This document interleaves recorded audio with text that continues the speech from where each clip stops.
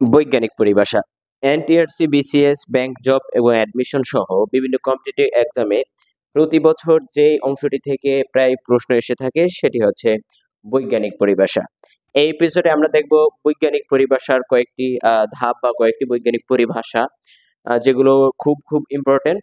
তো চলুন শুরু করা যাক। প্রথমে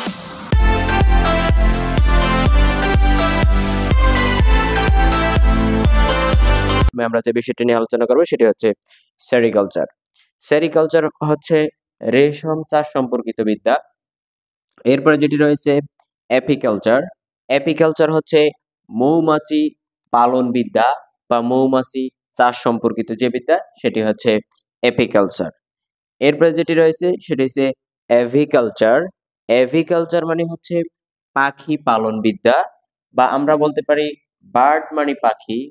বার্ড মানে পাখি, কিন্তু পাখির অ্যাডজেক্টিভ ফর্ম হচ্ছে এভিয়ান। বার্ডের অ্যাডজেক্টিভ ফর্ম হচ্ছে এভিয়ান। তো সেই এভিয়ান থেকে এভিকালচার। এভিকালচার মানে হচ্ছে পাখি পালন বিদ্যা।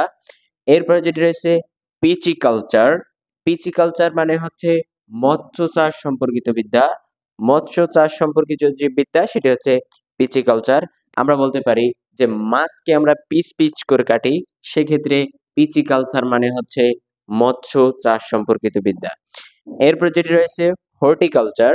হর্টিকালচার মানে হচ্ছে উদ্যান পালন বিদ্যা বা উদ্যান চাষ সম্পর্কিত যে বিদ্যা সেটি হচ্ছে হর্টিকালচার। পরের যে অংশটি রয়েছে সেটি হচ্ছে সিসমোলজি। ভূকম্পন বা ভূমিকম্প বিষয়ক বিদ্যা, সেটি হচ্ছে সিসমোলজি। আমরা জানি যে সিসমোগ্রাফি হচ্ছে ভূমিকম্প পরিমাপক যে যন্ত্র, সেটি হচ্ছে সিসমোগ্রাফি।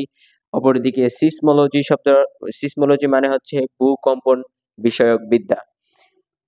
এরপরে যেটি রয়েছে ফিলোলজি। ফিলোলজি হচ্ছে ভাষা বিষয়ক বিদ্যা। আর অপরদিকে ফোনেটিক্স। ফোনেটিক্স ফোনেটিক্স মানে হচ্ছে ধ্বনি বিষয়ক বিদ্যা। ধ্বনি বিষয়ক যে বিদ্যা রয়েছে সেটি হচ্ছে ফোনেটিক্স। আর মেট্রোলজি মানে হচ্ছে আবহাওয়া সম্পর্কিত বিদ্যা বা আবহাওয়া বিষয়ক বিদ্যা, সেটি হচ্ছে মেট্রোলজি। আর অ্যানাটমি। অ্যানাটমি হচ্ছে শরীর বিষয়ক বিদ্যা বা শরীরবিদ্যা, সেটা হচ্ছে অ্যানাটমি।